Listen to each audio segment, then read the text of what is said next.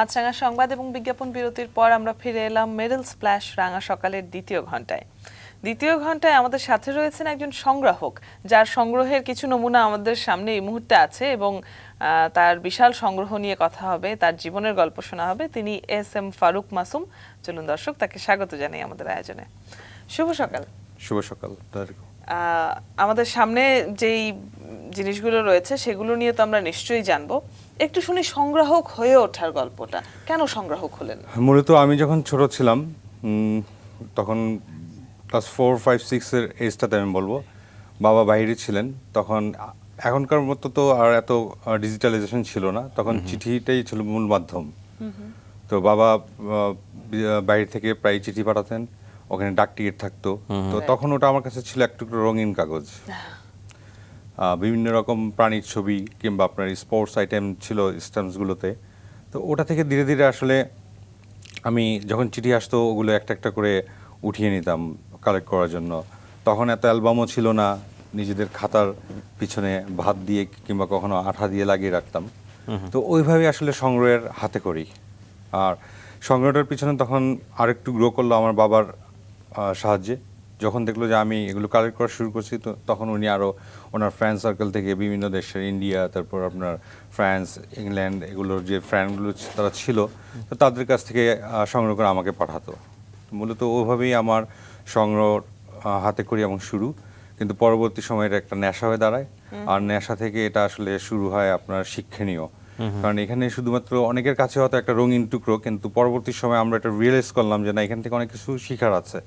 যে স্ট্যাম্পটা কে তৈরি করলো, একটা স্ট্যাম্পে একটা প্রাণীর ছবি, ওই প্রাণীটার সম্পর্কে জানা।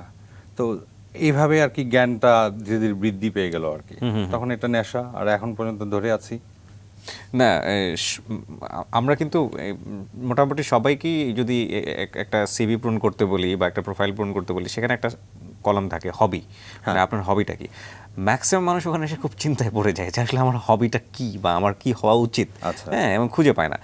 হবির জায়গাটা কিন্তু প্রত্যেকটা মানুষের থাকা জরুরি, তাহলে অবসর সময়টা অনেক ভালো কাটে এবং চিন্তা ভাবনার জায়গাগুলো অনেক পরিষ্কার থাকে। মাঝে মধ্যে একটু ডিপ্রেশনে থাকলে কিংবা কাজের স্ট্রেসে থাকলে এগুলো নিয়ে বসে যাই, সময় কেটে যায়, সুন্দর রিল্যাক্সও হয়ে যায় আর কি। জি স্যার, আমরা একটু পরিবারের গল্পে ফিরতে চাই। আপনার শৈশব কোথায় কেটেছে এবং পরিবার? আমার জন্ম ঢাকার মহাখালীতে, এবং এখানেই আমি গ্রোন আপ করি। পরবর্তী সময়ে 1992-তে আমি মুভ করি উত্তরাতে। আচ্ছা, পরিবারের গল্প শুনবো আমরা, তবে আপনার সম্পর্কে এই যে আপনার কাছ থেকে শুনছি সেটা তো রয়েছেই, একই সাথে আমরা একটু ভূমিকা মতো দিতে চাই আমাদের দর্শকদের। এবং সে কাজটা বোধহয় আমাকেই করতে হবে। অদিতি একটু আগে বলেছে আমাদের সঙ্গে রয়েছেন যিনি, তিনি একজন সংগ্রাহক এবং তিনি এস.এম. ফারুক মাসুম। 1976 সাল থেকে সংগ্রহ করছেন বিভিন্ন দেশের ডাক টিকিট, ফোন কার্ড এবং পলিমার ব্যাংক নোট। তার কাছে পৃথিবীর 210টি দেশের প্রায় 15,000-এর বেশি ডাক টিকিট রয়েছে। এছাড়া রয়েছে 6,000 ফোন কার্ড। পাশাপাশি তিনি সংগ্রহ করেন বিভিন্ন দেশের পলিমার ব্যাংক নোট। এ পর্যন্ত সারা বিশ্বে মোট 54টি দেশে পলিমার ব্যাংক নোট প্রকাশিত হয়েছে, যার মধ্যে 53টি দেশের পলিমার ব্যাংক নোটই আছে তার সংগ্রহে। বাংলাদেশে 2বার জাতীয় ডাক টিকিট প্রদর্শনীর আয়োজন করা হয়েছে, এর মধ্যে একটি প্রদর্শনীতে অংশ নিয়েছেন তিনি। এছাড়া ক্লাব পর্যায়ে 6টি যৌথ প্রদর্শনীতে অংশ নিয়েছেন। সংগ্রহের পাশাপাশি যুক্ত আছেন বাংলাদেশ ন্যাশনাল ফিলাটেলিক অ্যাসোসিয়েশনের সাথে। চলুন তার কাছে আমরা আবারও ফিরি। হ্যাঁ, পরিবারের গল্প আমরা জানছিলাম, ভাই বোন এবং আমরা 2 ভাই 2 বোন। 2 ভাই 2 বোন। পরিবার বলতে আসলে খুব ছোট করে নৈবত্তিক অ্যান্সার না, আমরা আসলে পুরো বিষয়টাই জানতে চাচ্ছিলাম যে বাবা মার অনুশাসন, চারপাশের পরিবেশ, সবকিছু। আসলে আমাদের সময়টা আমরা খুব ফ্রিডম নিয়ে বড় হয়েছি। আজকের মতো এত কমপ্লেক্স ছিল না লাইফ, প্রাচুর্য ছিল প্রচুর, আপনার বিশেষ করে আপনার খেলাধুলার জায়গা। তো সবসময় পরিবার একটা অনুশাসনের মধ্যে আমরা বড় হয়েছি, কিন্তু কখনো উচ্ছন্নতা যায়নি আর কি। যেটা এখন দেখা যায় অনেক সময় যে প্রেশার, যেটা ওই প্রেশারটা আমরা কখনো পাইনি।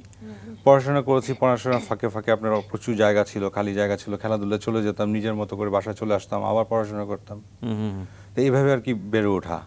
তো বাবা আমার যে বাবা বাইরে থাকতেন, রাইট। তো বাবা বাইরে থাকলে যা হয়, এই যে 4টি ভাই বোন, মায়ের শাসনটা একটু বেশি হয়, কিংবা একই সাথে দুষ্ট হওয়ার একটা সম্ভাবনা দেখা দেয়। আমরা আসলে দুষ্টুমি করেছি, এটা সত্যি, কিন্তু ডান পিঠে বলতে যেটা বোঝায় ঠিক ততটা ডান পিঠে ছিলাম না। আর প্রথমেই বলেছি যে আসলে তখন এত বেশি আপনার কমপ্লেক্স ছিল না লাইফ, সবাই সবার মধ্যে একটা বিশ্বস্ততা ছিল, আশেপাশের প্রতিবেশীদের সাথে একটা সুসম্পর্ক ছিল। তো দেখা গেল যে আমরা একসাথে বেরিয়ে যাচ্ছি, মা বাবা এত টেনশন নিত না আজকালকার মতো যে না কোথায় গেছে, কি করতেছে না করতেছে, আবার যার যার মধ্যে ঠিক মতো আমরা সময়ের মধ্যে চলে আসতেছিলাম। হ্যাঁ, বাবা বাইরে ছিল, মার শাসন ছিল, মার শাসনের সাথে আদরটাই বেশি পাইছি, সত্যি কথা যেটা। আমার মা একটু নরম মানুষ, শাসনের ভারটা আসলে ঠিক শাসন করার মতো কাজ আমরা তেমন একটা করিনি, সত্যি কথা।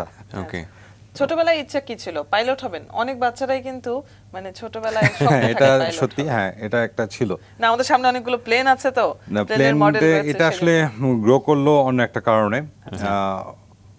ছোটবেলায় একবার বাবার সাথে বাইরে গিয়েছিলাম, তখন ফ্লাইটে চললাম, তো তখন দেখতাম যে আপনার এটা বিক্রি হয় ইন ফ্লাইট, ছোট ছোট মডেলগুলো।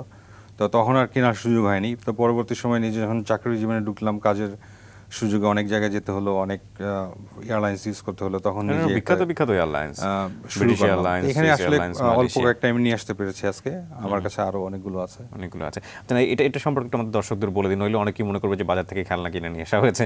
আসলে ব্যাপারটা এরকম না। না, আসলে এটা বাইরে থেকে আপনি কেউ যদি ইচ্ছা করে কিনতে পারে, কারণ অনেক ডেডিকেটেড আপনার শপিং মলগুলোতে অনেক ডেডিকেটেড শপ আছে এই মডেল এয়ারপ্লেনের, বিশেষ করে আপনার হংকং, থাইল্যান্ডে এগুলোতে। কিন্তু আমি মূলত এগুলো কালেক্ট করেছিলাম ইন ফ্লাইট, আচ্ছা, যখন যে এয়ারলাইন্সে চলে এসেছি ওগুলো থেকে কিছু ওখানে নিয়েছি, সেল হলে ওখান থেকে ওখান কিনে থেকে নিয়ে নিয়েছি, কিংবা আপনার বাইরে থেকেও কিনেছি। নেন। আচ্ছা, খুব আবার সুন্দর। অনেক থেকে অনেক ফ্রেন্ড, আমি হয়তো এয়ারলাইন্স একটা ইউজ করিনি, অনেক ফ্রেন্ড ফ্রিকুয়েন্টলি যাচ্ছে, তাদেরকে বলে দিলাম, তারা একটা করে নিয়ে আসছে আমার জন্য। Okay, তো তাদের প্রতি আমি কৃতজ্ঞ।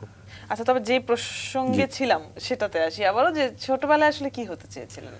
আসলে ছোটবেলায় কি হতে চেয়েছিলাম, ওই যে একটা আপনি বললেন যে পাইলট হতে চেয়েছিলাম, কিন্তু এটা আর এখন হয়ে ওঠে নাই। তো পার্টিকুলারলি একদম ওরকম কিছু এম সত্যি কথা ছিল না, সবসময় একটা মাথায় থাকতো যে একটু ভালোভাবে মানুষ হব।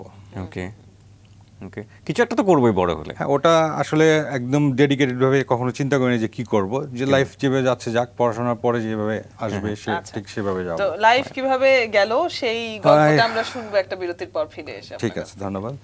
দর্শক, যাচ্ছি বিরতিতে, ফিরবো একটু পরেই। মাছরাঙার সাথেই থাকুন।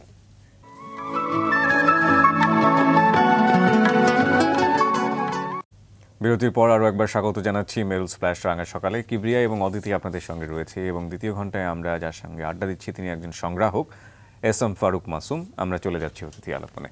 স্যার, আমরা যে প্রসঙ্গে ছিলাম, আমরা ফ্যামিলির কথা বলছিলাম, আপনার সংগ্রহের কথা বলছিলাম। আমরা যেহেতু হাতে ওই অর্থে খুব বেশি সময় থাকে না একজন মানুষকে জানার জন্য, আপনার কাজগুলো নিয়ে একটু কথা বলতে চাই, ছোট ছোট করে। যেমন এই কিন্তু পর্যায়ে দেখতেও বোধহয় চাই, আমরা, হ্যাঁ, সামনে অনেক কিছু আছে যেহেতু। এগুলো হচ্ছে ফোন কার্ড না, সবই ফোন তো কার্ড। Phone card.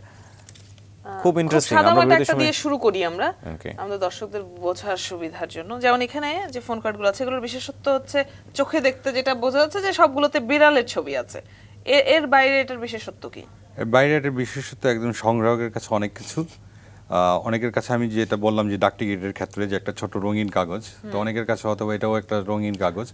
কিন্তু আপনি যদি একটু পিছনে দেখেন, আজকে মোবাইলের যুগে এসে, ডিজিটাল যুগে এসে এই কলিং কার্ডগুলো কিন্তু হারিয়ে গেছে। সত্যি Right. এটা খুব বিশেষ একটি খুব calling interesting card। একটা এটা card। সম্পর্কে একটু বলবেন। এটা মালয়েশিয়ার একটা কলিং কার্ড, একটা ফুল সেট।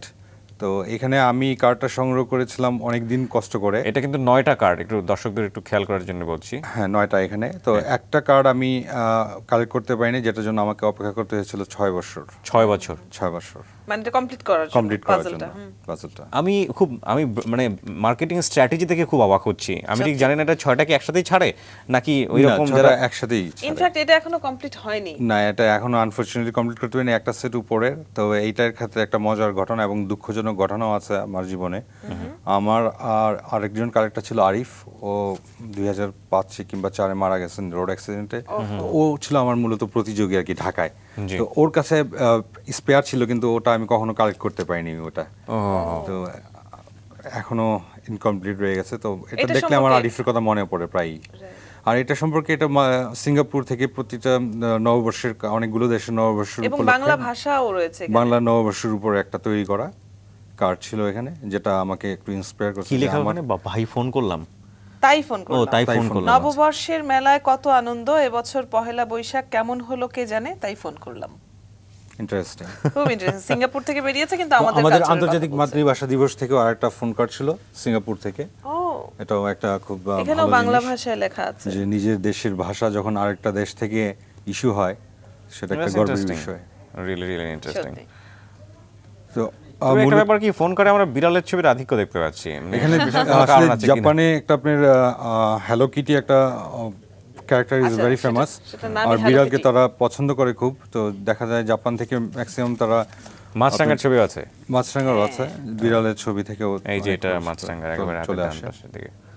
হ্যাঁ, মালয়েশিয়া থেকে এটা। এই তো মাছরাঙা। রাইট, বিভিন্ন পাখির ছবি আছে আমাদের মাছ, এবং তোমার একটু দুঃখ ঘুচলো যে বেড়াল ছাড়াও অন্যান্য পশু পাখির মাছরাঙা ছবিও আছে। প্রজাপতি সব পাওয়া যাচ্ছে। হ্যাঁ, বাঘেও দেখতে পাচ্ছি আমরা। আমার কাছে এই পর্যন্ত সিঙ্গাপুরের প্রায় 800 থেকে 900 ফোন কার্ড আছে ডিফারেন্ট, আর জাপানের প্রায় 3000। তো আমি সম্ভবত লার্জেস্ট সেকেন্ড বাংলাদেশে, আর চিরাংয়ের সিরাজ সাহেব আছেন একজন, উনি সম্ভবত সবচেয়ে বেশি হোল্ড করে আছেন ইনফ্যাক্ট এই phone card সিস্টেমটাই তো এখন বিলুপ্ত হয়ে যাচ্ছে, হ্যাঁ, বিলুপ্ত হয়ে গেছে, অলরেডি তো- ডান, এবং এই টেকনোলজি এখন আর নাই। তার মানে তো এটা একটা এখন তো বিশাল লোডিং ব্যাপার। সিস্টেম চলে এসেছে। রাইট, লোডিং সিস্টেম কিন্তু এত আপনার এলোরেট না, এটা এত ডিফারেন্ট, এত ন্যাচারাল ইয়েগুলো উঠে নিয়ে আসা, একটা কালচার কৃষ্টি সবগুলি উঠে নিয়ে আসা। এটা কিসের? ঠিক এটা তো স্কাল্পচার উপর দেখতে পাচ্ছি হ্যাঁ, আমরা। এই যে এখানেও রয়েছে। দুবাইয়ের এখানে নাকি? কিছু- না, এটা মালয়েশিয়ার। মালয়েশিয়ার, ওকে। মালয়েশিয়ার। আর আরেকটা হলো গিয়ে আমার 30তম জন্মদিনে আমার ওয়াইফ এটা আমাকে গিফট করেছিল, একটা পার্সোনালাইজড ফোন কার্ড, আমার ছবি সম্বলিত। Right. ওকে, সো এটা আমরা একটু দেখিয়ে দিই আমাদের দর্শকদের। বাংলাদেশের কিছু কার্ড ছিল গ্রামীণ থেকে, অথবা রবি ওর আর কিছু কিছু কার্ড এগুলো আমাদের দর্শকরা ইনফ্যাক্ট চিনবে, কারণ প্রথম দিকে এগুলো 300 টাকা, 600 টাকা, ছিল, 1000 টাকা করে right. কার্ডগুলো তারা দেখে ছিল। অভ্যস্ত। আর বিভিন্ন আপনার এখানে বেশ কিছু যেগুলোতে- ল্যান্ডস্কেপ দেখা যাচ্ছে। ল্যান্ডস্কেপ জাপানিজ, আপনার বিভিন্ন আগ্নেয়গিরি মুখ, জ্বালামুখগুলোতে হ্রদগুলো, এগুলো ফুজিয়ামারা মাউন্টেন, এই সমস্ত কিছু। Right. আর অনেক ভ্যালেন্টাইন্স ডে এর উপর একটা চমৎকার কার্ড সিঙ্গাপুর থেকে। তো এখন আর মিস করি, এখন আর এগুলো ইস্যু হয় না, এখন স্ট্যাম্পের মধ্যে কিছুটা সীমাবদ্ধতা চলে আসছে, কিংবা অন্য কিছু। জি, কালেকশন করতে কি কখনো এরকম কি হয়েছে যে চুরি টুরি হয়ে গেল বা হ্যাঁ, হারিয়ে ফেলেছেন? আমার জীবনের প্রথম দিককার কিছু কার্ড না, ডাক টিকেটের অ্যালবামগুলো চুরি হয়ে গেছে। আমি আসলে পড়াশোনা করেছি আপনার কুমিল্লা রেসিডেন্সিয়ালে, ক্লাস 7 পর্যন্ত ওখানে ছিলাম। জি, তো এই ক্ষেত্রে ডাক টিকিট কালেকশন করতে গিয়ে একবার টিচারের মারও খেলাম, যে আচ্ছা। আসলে ক্লাসের ফাঁকে ফাঁকে ডাক টিকিট নিয়ে মজে থাকতাম, একবার কানমোলাও খেয়েছি। তো ওখানে আমার জীবনের প্রথম দুটো অ্যালবাম আমি মিস করেছি, ও দুটো এখনো আসলে আর পূরণ করা কখনই সম্ভব হয়নি আমার পক্ষে। ওহো, না, খুব ইন্টারেস্টিং। মজার অভিজ্ঞতাও নিশ্চয়ই হয়েছে এগুলো সংগ্রহ হ্যাঁ, করতে সংগ্রহ গিয়ে। করতে অনেক মজার অভিজ্ঞতা। একটা নেশার যখন পর্যায়ে চলে আসতো, তখন আসলে ডাস্টবিনের আশেপাশে রাস্তায় খুঁজতাম হাঁটতে গেলে, যে পাওয়া যায় কিনা দুই পাওয়া যেত তখন। বাহ। হাতে দেখা গেল একটা কি হচ্ছে চিঠি খাম ছিঁড়ে ফেলে দিল, ফেলে ওই দিয়েছে, ফাইল- হ্যাঁ। একটা স্ট্যাম্প লাগানো ছিল। এখানে আপনি হাতে একটা চলে গেছে, যদি অনেকটা ইন্টারেস্টিং, যে ডোরেমনের উপর একটা, হ্যাঁ হ্যাঁ, আমি হ্যাঁ, এটা হ্যাঁ, বলছিলাম দেখছিলাম। হ্যাঁ, ডোরেমনের উপর বেশ কিছু ফোন কার্ড এখানে আছে। আর আজকাল ডোরেমন তো- অনেক আগে থেকেই আসলে যথেষ্ট হ্যাঁ, একটু জনপ্রিয়। ধরেন, যথেষ্ট একটু ধরেন জনপ্রিয়। আমার দর্শকদের ডোরেমন একটু। জাপানিজ একটা ক্যারেক্টার, কার্টুন ক্যারেক্টার। বাচ্চাদের খুব পছন্দের, ইনফ্যাক্ট বড়দেরও পছন্দের। আর এটা আপনার সিঙ্গাপুর, ব্রুনাই, মালয়েশিয়ার ফোন কার্ডের একটা ক্যাটালগ। ওকে, তো এটা আমাকে গিফট করেছিল সিঙ্গাপুর টেলিকমের এক ভদ্রমহিলা ছিলেন ওখানে, লি। উনি আমাকে এটা গিফট করেছিলেন এক সময়, ক্যাটালগ। এটা আমাকে অনেক পরবর্তী সময় অনেক কাজে দিয়েছে, যে আমার কি মিসিং ছিল, কতটুকু ইনফরমেশন আমার প্রয়োজন ছিল জানার, এটা থেকে আমি অনেক উপকৃত হয়েছি আর কি। যারা বাইক পছন্দ করেন, বাইকার যারা আছেন, তারা খুব পছন্দ করবেন। স্কুবিডু কার্টুনের ক্যারেক্টার এখন আছে। Right, তারপর সেটাও খুবই জনপ্রিয়। ডগি হ্যাঁ, শুধু বেড়াল না, কিছু কুকুরের প্রতিও ফুল, টিউলিপ টিউলিপ ফুল। আছে কিছু। তারপর আমাদের ঈদ উল ফিতরের উপর কিছু কার্ড আছে মালয়েশিয়া একটা থেকে। জিনিস যেটা মোটামুটি বুঝতে পারলাম যে আপনার এই ফোন কার্ড কতগুলো আছে আপনার কালেকশনে? আমার কালেকশনে ফোন কার্ড অলমোস্ট 6000 প্লাস হবে। 6000 প্লাস। এই টেকনোলজিটাই তো বন্ধ হয়ে গেছে সারা Right. দুনিয়াতে এখন। তো এখন কালেকশন করলে আপনি কিভাবে পান? এগুলো কি আর পাওয়া যায়? না, এখন তো আর নতুন কিছু পাওয়া যায় না, কিন্তু পুরনো যেগুলো মিসিং আছে এখনো চেষ্টা করি সোয়াপ করার জন্য। আর আজকাল আপনার অনেকগুলো সাইট আছে, আপনার ওয়েবসাইট কিংবা ফেসবুকে অনেক গ্রুপ আছে, exchange and swap group, telephone card collectors group. তো তাদের সাথে এখন ইনফরমেশন শেয়ার করি, কিংবা কোনো কিছু মিসিং হলেও সেটা চেষ্টা করি এই যে অনেক exchange করার দেশের, জন্য। হ্যাঁ, অনেক দেশের কার্ডগুলো রয়েছে আপনার কাছে, এগুলো লম্বা সময় ধরে আপনি কালেক্ট করেছেন। এমন কি কোনো ঘটনা আছে যেটা এখনো মানে মনে দাগ কেটে আছে? ওই যে আরিফের ব্যাপারটা যেটা বললাম, ওটা আমার মনে দাগ কেটে আছে। আর এটার সংগ্রহের শুরুটা কিন্তু একটু ইন্টারেস্টিং ছিল আমার কাছে। আমি কলেজে যাওয়ার সময় টেম্পুতে এক ভদ্রলোকের মানি যখন উনি ভাড়া দিচ্ছিলেন, তখন দেখি মানি ব্যাগে কিছু কার্ড, তা আমি অথবা ভেবেছিলাম অনেক সময় ব্যাংকের কিছু কার্ড থাকে, ক্রেডিট কার্ড কিংবা এটিএম, তখন এটা। তো ভদ্রলোককে আমি একটু লোভ সামলাতে পারিনি, আগ্রহ নিয়ে জিজ্ঞেস করলাম যে এগুলো কি ব্যাংকের কার্ড। ভদ্রলোক বললো যে না, আমি সিঙ্গাপুরে থাকি, এগুলো সিঙ্গাপুরের কলিং কার্ড। কলিং কার্ডটা আমার কাছে তখন এত পরিচয় ছিল না, তো আমি তাকে জিজ্ঞেস করলাম যে আসলে আমাকে একটু খুলে বলবেন ব্যাপারটা কি। তো উনি বললেন যেগুলো আমরা দেশে কল করার জন্য ইউজ করি, বিভিন্ন বুথ থাকে বা ফুটপাথগুলোতে কিংবা মলগুলো, ওগুলো। তখন আমাকে একটু ভালো লাগলো, ইন্টারেস্ট ফিল করলাম। আমি লজ্জার স্বরে মাথাকে বদলকে বললাম, আপনার কি দুটো কাজে না লাগলে আমাকে দিয়ে দেন। তো ওই শুরু। উনি দিয়েছিলেন আপনাকে? হ্যাঁ, উনি দিয়েছিলেন, ওনার প্রতি আমি কৃতজ্ঞ। আসলে আনফর্চুনেটলি পরবর্তী সময় ওনার সাথে আর যোগাযোগ রাখতে পারিনি আমি, হয়তো ওনার কাজের চাপে কিংবা আমি কাজের চাপে হয়নি এটা। এখানে কিছু জিনিস আমরা দেখতে পাচ্ছি, এগুলো সম্পর্কে একটু বলবেন? এটা হলো আমার, আসলে আমি কয়েকটা এক্সিবিশনে পার্টিসিপেট করেছিলাম 1999-এ। এই ফোন কার্ডের উপর আমি একটু, এটা ছুটে যেতে পারে, এই ফোন কার্ডের উপর আমি ফার্স্ট প্রাইজ পেয়েছিলাম আর কি, গোল্ড বাংলাদেশে। এবং ওইটাই ছিল প্রথমবার এবং ওইটাই শেষ ফোন কার্ডের এক্সিবিশন ছিল। এর পরবর্তী সময়ে আসলে আর তেমন একটা এক্সিবিশন বাংলাদেশে হয়নি, ক্লাব পর্যায়েও না, আর গভর্নমেন্ট পর্যায়ে তো হয়ই না। তো ওই দুঃখটা আমাদেরকে এখনো তাড়া করে বেড়ায়। আমরা সংগ্রাহকরা আসলে আমাদের নিজেদের সংগ্রহগুলি শুধু নিজেরাই দেখি, জি, ঠিক আগের মতো পাবলিসিটিও হয় না, আর সংগ্রাহকও বাড়ছে না। আপনার এই সংগ্রহের জায়গাগুলো নিয়ে আরো কিছু বলার আছে আমাদের, ইনফ্যাক্ট আরো কিছু আমরা আমাদের দর্শকদের দেখাবো হয়তো একটা ব্রেক থেকে আসার পরে। কিন্তু আমরা একটু জানতে চাই যে এই যে সংগ্রহগুলো আপনার থাকে না, মানুষ কেন সংগ্রহ করবে, কেন এই ডাকটিকিট সংগ্রহ করব, কেন আমি এটা সংগ্রহ করবো, বা কেন অন্যান্য বিষয়গুলো আমি সংগ্রহ করব, মূল জায়গাটা কি? মানে মোটিভেশনের জায়গা যদি আমরা দর্শকদের বলতে চাই যে আপনাকে এই পজিটিভ জিনিসগুলো দিয়েছে আপনার এই সংগ্রহগুলো, সেটা আসলে কি? পজিটিভ হলো গিয়ে সবচেয়ে বড় জিনিস যেটা হলো আপনার, আমি এখান থেকে অনেক কিছু শিখতে পারছি, জ্ঞান যেটা আর কি, জ্ঞান বৃদ্ধি করতে পারছি এখান থেকে, এটা হলো আমার একটা পজিটিভ। আর এখন যদি আসি, এখন এটা এত বেশি আপনার ছড়িয়ে গেছে চারিদিকে, এবং এটার আপনার কমার্শিয়াল ভ্যালু চলে আসছে। আপনার ডাক টিকিটের যদি তাকান, আপনি একটা ব্রিটিশ গায়ানার যে একটা ডাক টিকিট এখন পর্যন্ত বোধহয় আপনার প্রায় বাংলাদেশের টাকায়, আমার এক্স্যাক্টলি ফিগারটা মনে নেই, তাও কোটি টাকা, মানে 10-12 কোটি টাকা একটা টিকিটের দাম হয়ে গেছে।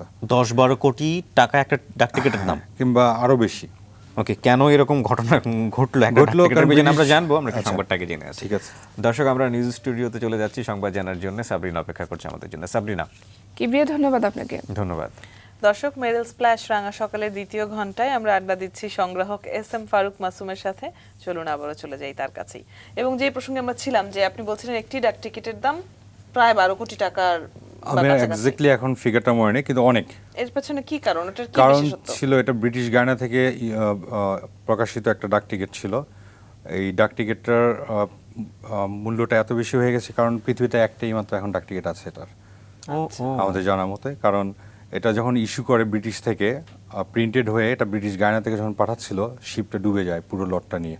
আর একটা মাত্র ডাক টিকিট আপনার যেটা পোস্ট করেছিল আর কি, ওই ডাক টিকিটটাই আপনার হিস্ট্রি আছে এটার পেছনে, বিহাইন্ড হিস্ট্রি।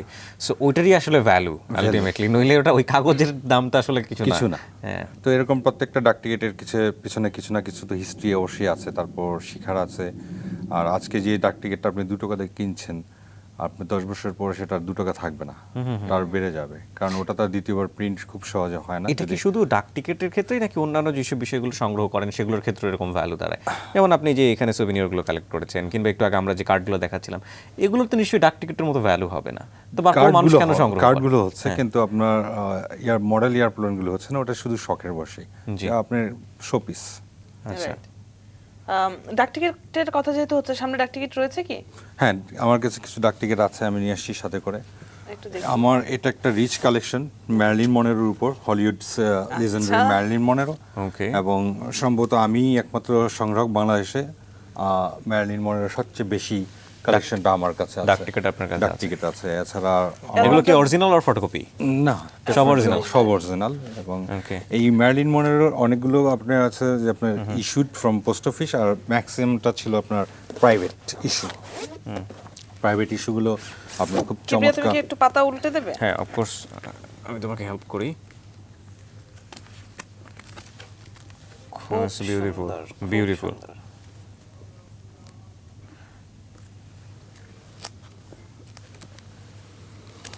আর এমনিতে মূলত আমার তো বাংলাদেশ কমপ্লিট মিন্ট এবং ইউজড, আমার ইন্ডিয়াও অলমোস্ট কমপ্লিট, কিছু বাকি আছে ইন্ডিয়ার, আর শ্রীলঙ্কার souvenir sheet complete, Pakistan complete. আমি চেষ্টা করতেছি আপনার শার্ক কান্ট্রির স্ট্যাম্পগুলো কালেক্ট করার জন্য। ম্যানুয়ালের উপর এত ডাক টিকিট বের হয়েছে? হ্যাঁ, এই পর্যন্ত ওটা কি বেঁচে থাকা অবস্থায় মরে যাওয়া অবস্থায়? ওর just start from 50th Okay. Birth anniversary মরার পর।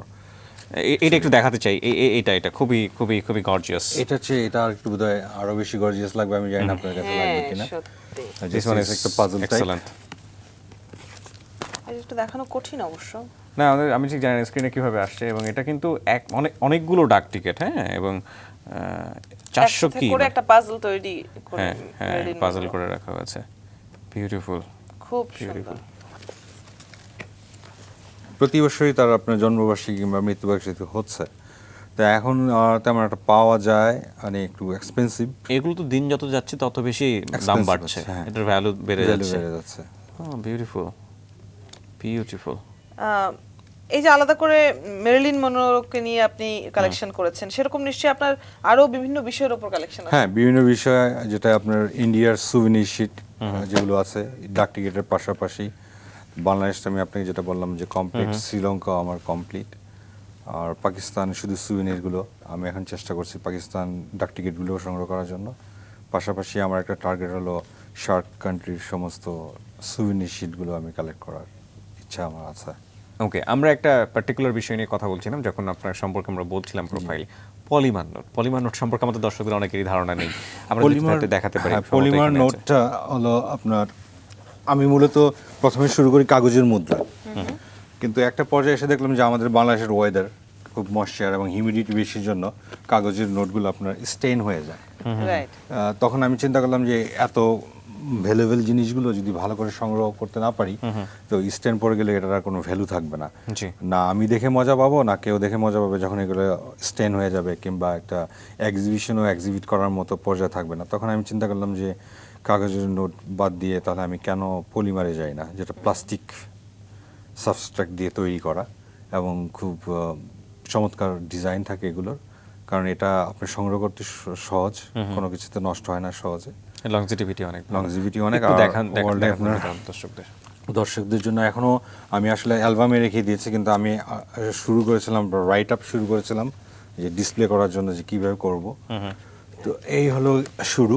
আমি এখানে সিরিয়াল ভাবে আছে প্রত্যেকটা কান্ট্রির, এবং প্রথম এগুলো কি প্লাস্টিক? সবগুলো সব প্লাস্টিক, প্লাস্টিক, মানে পলিমারের। পলিমারের। কিন্তু এটা তো আসলে মুদ্রা না, এটা তো না, এটা চলে। আপনার কোথায় পাওয়া যায়? সার্কুলেটেড। হ্যাঁ, পাওয়া যায়। পৃথিবীর অনেকগুলো দেশ আজকে আপনার সমস্ত কাগজের মুদ্রা উঠিয়ে নিয়ে শুধু পলিমারের উপর ডিপেন্ডেন্ট, যেমন Australia, New Zealand, Singapore, Romania, Canada, Papua New Guinea, Malaysia, এরা সবাই পলিমার ব্যাংক সাবস্ট্রাক্টেড নোটে চলে গেছে। ওকে, এটা আপনার ডিউরাবিলিটি আছে। আমাদের কোন কোন নোটগুলো পলিমার নোট? আমাদের বাংলাদেশে শুধু একটা ছিল 10 টাকা নোট। 10 টাকা। শুধু 10 টাকা নোট। এটা কি এখনো আছে? হ্যাঁ, এটা এখন না, এখন আর সার্কুলেশন Use নেই, হচ্ছে না। ইউজ হচ্ছে না। এই নোটটা এখানে আছে। আচ্ছা, Okay, আপনি একটু বসে থেকে কোন আমার বারো আপডেট। ওকে, আমরা খুঁজে বের করি। হ্যাঁ, এই আমরা যে খুঁজে দিস বের- ওয়ান, এই তো আছে, হ্যাঁ, আমাদের পরিচিত। ওকে। বাংলাদেশের একটা নোটই ছিল 10 টাকা নোট, এটা আর এখন মার্কেটে নেই, সব Right. নষ্ট হয়ে গেছে। আচ্ছা, পলিমার নোট সম্পর্কে দর্শকদের মোটামুটি একটা ধারণা তো হয়েছেই অবশ্যই। তো এই ব্যাংক নোটগুলো কালেক্ট করতে আপনাকে কি কি ধরনের ঝড়ঝাপটা পেরোতে হয়েছে? না, ব্যাংক নোট কালেক্ট করতে গিয়ে খুব একটা ঝড়ঝাপটা যায়নি, তবে বেশ কিছু আপনার পকেটে পয়সা গেছে। না, কিন্তু আমার কাছে খুব আশ্চর্য লাগছে আপনার কালেকশনগুলো। আনসার্কুলেটেড পাওয়া যায় না মার্কেটে, ফ্রেন্ডরাও অনেক সময় আপনার গিফট করে, এটা কি 5000 কি এটা ডলার? এটা 50,000 রুপিয়া, 50,000। 50,000 রুপি, মানে কোন এটা দেশের রুপি? ইন্দোনেশিয়া। ইন্দোনেশিয়া। এটা বাংলাদেশি টাকা কত টাকা? বাংলাদেশ টাকা ইন্দোনেশিয়ার ভ্যালু খুব কম, হয়তো বা খুব বেশি একটা আসবে না। এটা এটা তো প্রায় 1 লক্ষ এক না? লক্ষ এটা টাকা। 1 লক্ষ। এটা কোন টাকার দেশের? নোট। এটাও ইন্দোনেশিয়া। এটাও ইন্দোনেশিয়া। ওরা সব বড় বড় নোট ব্যবহার করে। ভ্যালু কম। জিম্বাবুয়ের তো আরো বেশি, 1 কোটি টাকা।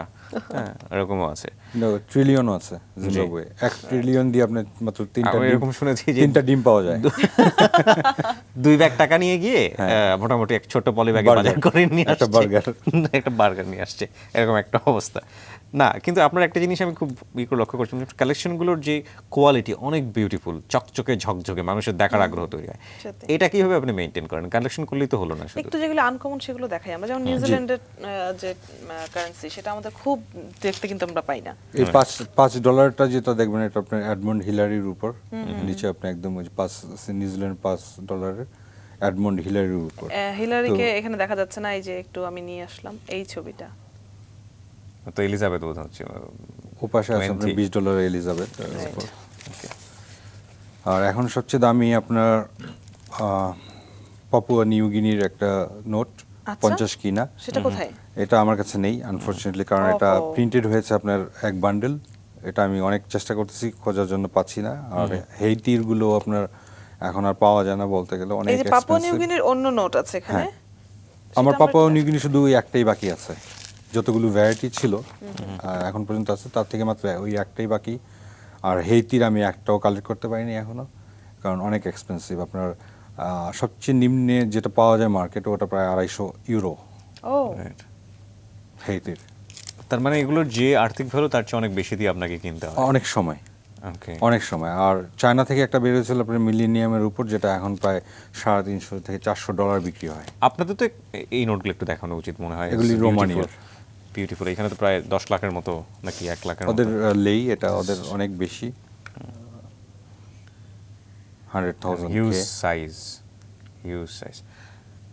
হ্যাঁ, তো এগুলো থেকেও তো আসলে জানার অনেক কিছু আছে। হ্যাঁ, এগুলো থেকে আপনার অনেক কিছু জানার আছে। যেমন এই যে পোর্ট্রেট যেটা আছে, এই ব্যক্তি কে, ওর সম্পর্কে যদি আপনি পড়াশোনা করতে চান, তারপর আপনি আপনি অনেক কি কিছু এরকম জানতে পারবেন। যতগুলো নোট জোগাড় করেন সেগুলো সম্পর্কে হ্যাঁ, homework কিছু করেন? হোমওয়ার্ক করি আমি, কারণ আমার যদি আমি কেন করছি, তাহলে যদি নাই Right. হোমওয়ার্ক করি, না জানি, তো আমার কিসের জন্য আমি করি। এগুলো প্রত্যেকটাই তো লেমিনেটিং করে রাখা নাকি? না, এমনি জাস্ট সেলফ ইন পেপারে এখন রাখা। তো ভবিষ্যতে আবার যেটা রাইট আপটা শেষে কম্পোজ আমি করছি, ওটা আমার কম্পিউটারে এখন আমার সাথেই আছে, যে একটু ভিন্ন আঙ্গিকে হবে সেটা। আপনাদের তো নিশ্চয়ই একটা কমিউনিটি আছে, গ্লোবালি বা লোকালি তো কমিউনিটি হ্যাঁ, থাকে। community আছে। আপনারা কি এক্সচেঞ্জ করেন? এক্সচেঞ্জ করি। কি রকম থাকে এক্সচেঞ্জের ব্যাপারগুলো? এক্সচেঞ্জ এখন লেটস কারোর কাছে একটা বাংলাদেশ নেই, আর আমার ওর কান্ট্রির একটা নেই, তো আচ্ছা। Just let's start exchange. মানে যদি বেশি থাকে তাহলে আপনারা নিচ্ছি, এক্সচেঞ্জটা করেন। ওকে। এখানে কিছু ডাক টিকিটও আছে একই সঙ্গে, ছোট ছোট এবং ডাক এইভাবে আমরা কিন্তু ডাক টিকিট দেখে অভ্যস্ত। সেটা মেরিল মন্ডোটা দেখার পর আমি খুব অনেক বেশি অবাক হয়েছিলাম। এটা ইন্ডিয়ার আসলে আমার হ্যাঁ, রাইট। মানে আমরাও যারা অ্যালবামের ছোটবেলায় সংকুলতার বিভিন্ন জন্য সময় এখানে ডাক আমি টিকিট রেখেছি। সংগ্রহ করেছি, Right. তারা এইভাবেই দেখে অভ্যস্ত। চমৎকার। তো ডাক টিকিট প্রসঙ্গ যেহেতু চলে আসছে, তা আমি আপনাকে আরেকটু দেখাচ্ছি যে আমার কাছে কিছু লিবিয়ান আপনার ইউজ ডাক টিকিট চমৎকার। আমরা এই লিবিয়ান ডাক আচ্ছা। টিকিটগুলো আমরা দেখব এবং আমরা একটু বিরতি নিয়ে ফিরি ফিরি। তার আগে। ঠিক আছে। আমি দর্শক, আপনারা দেখছেন মেরিল স্প্ল্যাশ রাঙা সকাল এবং আশা করছি শেষ ভাগে আমাদের সাথেই থাকবেন।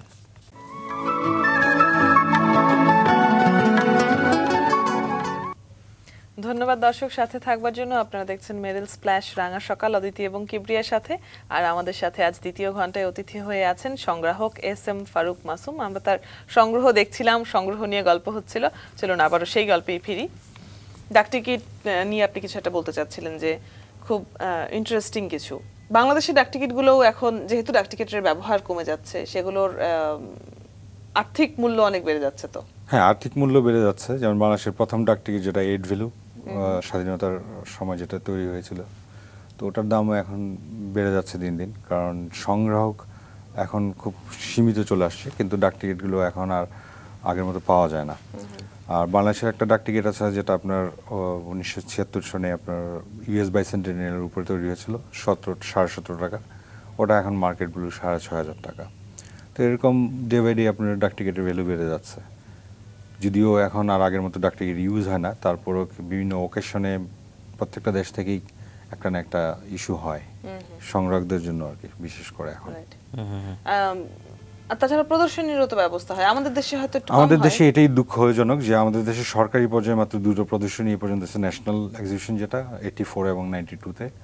এরপর অনেক গভর্নমেন্টই আসছেন, তাদের সাথে আমরা ক্লাব পর্যায়ে, ব্যক্তি পর্যায়ে অনেকেই যোগাযোগ করেছিলাম যে একটা প্রদর্শনী করা হোক, কিন্তু এ পর্যন্ত আসলে এরকম ঠিক সাড়া পাইনি আমরা।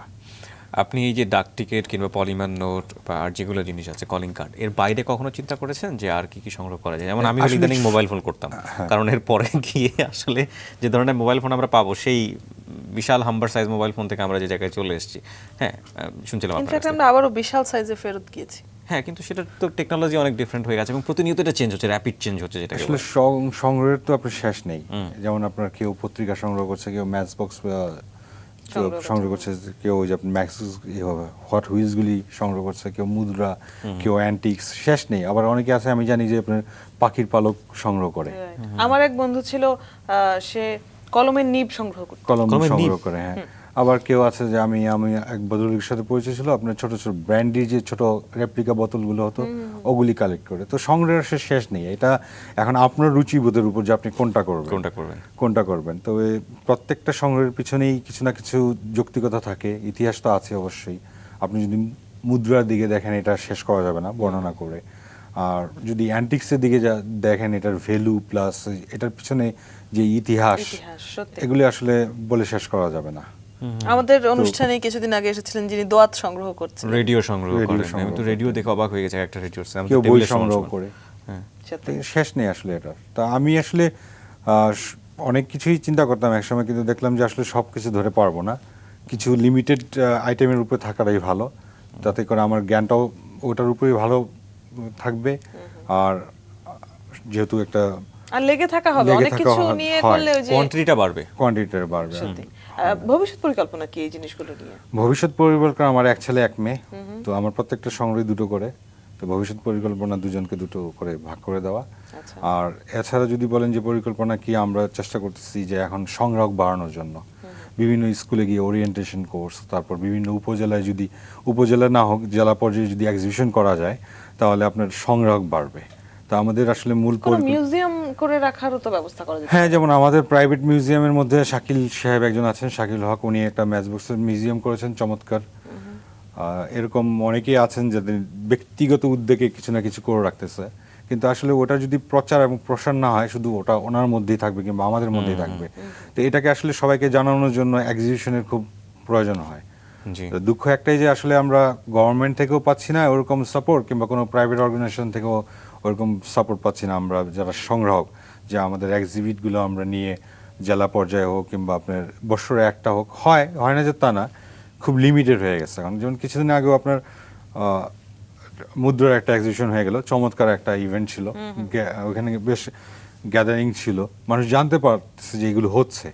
আর গভর্নমেন্টকে একটা জিনিস ধন্যবাদ জানাই যে এই মুহূর্তে গত 2 বছর আগে একটা টাকার জাদুঘর করেছে আপনার, যেটা মিরপুর 2 নম্বরে বাংলাদেশ ব্যাংকের অডিটোরিয়ামের পাশে, চমৎকার একটা। আমি সবাইকে বলবো যদি সুযোগ হয় এটা দেখার জন্য, বিশেষ করে স্কুল পড়ুয়া বাচ্চাদের, যে তাদের মধ্যে ওই জিনিসগুলো আগ্রহ বাড়বে শেখার। কারণ আজকাল আমরা খুব বেশি কমার্শিয়াল হয়ে গেছি, প্লাস আপনার ডিজিটালাইজেশন হয়ে গেছি, সবকিছু মোবাইল কিংবা কম্পিউটারে আমরা সময় কাটাই, যার জন্য আমার কাছে মনে হয় যে আমাদের বাচ্চাদের নলেজটা সীমিত হয়ে আসতেছে। 60 to 65% কিছুদিন আগে একটা সার্ভেতে দেখলাম আমাদের সময় নিয়ে নিচ্ছে দিনের 60 to 65% কনসেন্ট্রেশন দিই কিংবা লেস কনসেন্ট্রেট থাকি ফেসবুক। অচিন্তনীয়। এবং এটা মানে এরকম হয়ে গেছে যে পাশাপাশি দুজন বন্ধু বসে আছে, কথাবার্তা হচ্ছে না, কমিউনিকেশন হচ্ছে ফেসবুকের মাধ্যমে। হ্যাঁ, তো আমাদের আমি ভাইরাস ফ্রি আছি এখন পর্যন্ত। অনেকেই হয়তো অদিতির মতো আছে, কিন্তু এটা প্রয়োজনীয়, জীবনের জন্য ইনফ্যাক্ট প্রয়োজনীয়। একবার পুরোপুরি ফ্রি থাকাটা বোধহয় খুব বেশি এডিক্টেড হওয়াটা ভালো না, কোনো কিছুতে ইনফ্যাক্ট এডিক্টেড হওয়াটা খুব বেশি ভালো না। স্যার, আপনার এই যে কালেকশনগুলো, এগুলো তো সংগ্রহ করার জন্য কিছু নিয়ম নীতি মেনে চলতে হয়, যাতে এগুলো ভালো থাকে, কোনো ধরনের কোনো ঝামেলা না হয়, হঠাৎ করে বার্ন না হয়ে যায়। তো সেই বিষয়ে যারা সংগ্রহ করে তাদেরকে আপনি কোনো সাজেশন দিতে চান কিনা? যাদের বিশেষ করে ডাক টিকিটটা খুব সেন্সিটিভ আমি বলবো, কারণ এটার পিছনে গাম থাকে। তা আমাদের দেশের যে আবহাওয়া, এখানে আপনার ময়েশ্চার বেশি, হিউমিডিটি বেশি, এই জন্য ডাক টিকিটগুলো খুব তাড়াতাড়ি নষ্ট হয়ে যায়। তো কেউ যদি ডাক টিকিট সংগ্রহ করে, আমি বলবো যে সাধারণ কোনো অ্যালবামে না রেখে এক প্রকার বিশেষ মাউন্ট পাওয়া যায়, যেগুলি আপনার বিশেষ করে ইউকে, আমেরিকা, এগুলি জার্মানির উন্নত দেশগুলিতে তৈরি হয় স্পেশালভাবে শুধুমাত্র ডাক টিকিটের জন্য। কিছু কেমিক্যাল ইউজ করে তারা, যেটাতে ডাক টিকিটগুলি খুব সুন্দরভাবে প্রিজার্ভ করে রাখা যায়, নষ্ট হয় না। কারণ ডাক টিকিট সংগ্রহটা শুধুমাত্র সংগ্রহ না, এটার পিছনে যেই শ্রম এবং যে ভ্যালু থেকে যায় ভবিষ্যতের, ওটার জন্য ডাক টিকিটগুলো আর্কাইভ করে রাখার জন্য। কারণ আজকে যদি আমাদের পার্শ্ববর্তী দেশ আমরা দেখি, ইন্ডিয়াতে আপনার 150 কোটি মানুষের মধ্যে দেখা যাবে যে ওখানে 50 লাখ ডাক টিকিট সংগ্রহ আছে। তো তাদের ওখানে যে ডিমান্ড, ওই ডিমান্ডটা গভর্নমেন্ট ফুলফিল করতে পারে না, যার জন্য ইন্ডিয়ান ডাক টিকিটের ভ্যালু এখন অনেক বেশি। তো এখন কারো কাছে যদি ইন্ডিয়ান ডাক টিকিট থাকে আর ওটা যদি ভালোভাবে প্রিজার্ভ না করে, যদি স্ট্যান্ড পরে নষ্ট হয়ে যায়, ওটার ভ্যালু কিন্তু সে পাবে না। তো এই জন্য ডাক টিকিট সংগ্রহ করতে গেলে এটার পিছনে খুব শ্রম দিতে হয়, যাতে ভালোভাবে রাখা যায়। তাহলেই আপনার এটার একটা ভ্যালু থাকবে, শুধু আপনার কমার্শিয়াল ভ্যালু না, আপনার সাংগ্রহিক ভ্যালুও থাকবে। কারণ আপনি এবং যখন fixed প্রদর্শন কোনো- করবেন জি। তখন একটা আপনি সবসময় চিন্তা করবেন যে আমার সবচেয়ে বেস্টটা আমি দিই। তো একটা স্টেন পরে যদি ইয়েলো হয়ে যায় জিনিসটা, ওটা দেখতে একটু অড লুক। ওর লাগবে না, না ফিক্সড কোনো, যেহেতু সেলের কথা আসতেছে, ফিক্সড কোনো সেলিং পয়েন্ট আছে কিনা? বাংলাদেশে মূলত দুই একটা শপ আছে। প্রথম শপ ছিল হাজিজ সালাম, ওনার ফার্ম গেটে। তারপর আসছেন ইকবাল মজিদ, উনিও একজন খুব প্রথিতযশা ডিলার। তো ওনার মাধ্যমে আমরা অনেক উপকৃত হয়েছি, সালাম সাহেবের সাথে উপকৃত হয়েছি। আর বাংলাদেশের সবচেয়ে জ্ঞানী, বিশেষ করে ডাক টিকেটের একজন আছেন বিকম সালাম, ওনার নাম, পুরনো ঢাকার ভদ্রলোক। উনি আসলে একজন পাইনিয়র বলতে পারেন আর কি। উনিও সংগ্রাহক। উনিও সংগ্রাহক, এবং ওনার কাছে বোধহয় আমার জানা মতে বাংলাদেশে আর কারোর কাছে এত Collection নেই। রিচ কালেকশন আর কারোর কাছে নাই, বিশেষ করে ডাক টিকিট। এই যে সংগ্রহ, এই জিনিসগুলো সংগ্রহ করতে আপনাকে বিভিন্ন জায়গায় ঘুরতে হয়েছে, সময় দিতে হয়েছে, পরিশ্রম দিতে হয়েছে। পরিবার কিংবা কাজের ক্ষেত্রেও যদি জিজ্ঞেস করি, কখনো কি কোনো বাধা, কোনো ঝামেলায় পড়তে হয়েছে? না, আমি আমার ফ্যামিলি থেকে ফুল সাপোর্ট পেয়ে গেছি এটার জন্য। আর যদি কাজের ক্ষেত্রে বলেন, কাজটা আগে প্রায়োরিটি, কাজ শেষ করে তারপর এটার পিছনে আমি সময় দিই আসলে। তো ওই জন্য কোনো বাধা আসে নাই। তবে আমি অ্যাপ্রিসিয়েশন পেয়েছি সবার থেকে, যে আমার প্রিভিয়াস বসও অ্যাপ্রিসিয়েশন করেছেন, কিংবা এখনও যদি জানে যে এটা আমার হবি, সো দে সারপ্রাইজড এবং অ্যাপ্রিসিয়েট মি। চমৎকার। ফাইন। ছেলেমেয়ের ব্যাপারে আপনি বলছিলেন, ছেলেমেয়েদের মধ্যে আগ্রহ কতটুকু? ছেলের চেয়ে একটু মেয়ের আগ্রহটা বেশি। বয়স কত ওদের? মেয়ে 10+ আর ছেলে 15+। Okay fine. এখন আপনার যে কালেকশন, সেই কালেকশনটা নিয়ে ভবিষ্যৎ পরিকল্পনাটা কি? পরিকল্পনা, আমার ইচ্ছা আছে যে এগুলোকে আমি নিজের মতো গুছিয়ে এক্সিবিট নিজের বাসায় যদি কিছু করতে পারি ওভাবে দেখাবো। আর ভবিষ্যৎ পরিকল্পনা, ক্লাব পর্যায়ে আমাদেরকে আরেকটু বেশি অ্যাক্টিভ হয়ে এক্সিবিশনের ব্যবস্থা করতে হবে আর কি। বেশি আফসোসের কোনো জায়গা আছে কিনা একেবারে শেষের দিকে এসে, যে এটা হ্যাঁ, কালেকশন করতে পারেনি, ওটা না, পারেনি? ওই ধরনের কালেকশন করতে পারিনি, আফসোস তো থেকেই যায়, কারণ সবকিছু তো আর সম্ভব না। কিন্তু সবচেয়ে বড় আফসোস যেটা, যে আমাদের সংগ্রহগুলি শুধু আমাদের নিজেদের কাছেই এখন, আমরা এটা আর এক্সপোজ করতে পারতেছি না। Right. কারণ ওই যে এক্সিবিশন হচ্ছে না, গভর্নমেন্ট পর্যায়ে হচ্ছে না।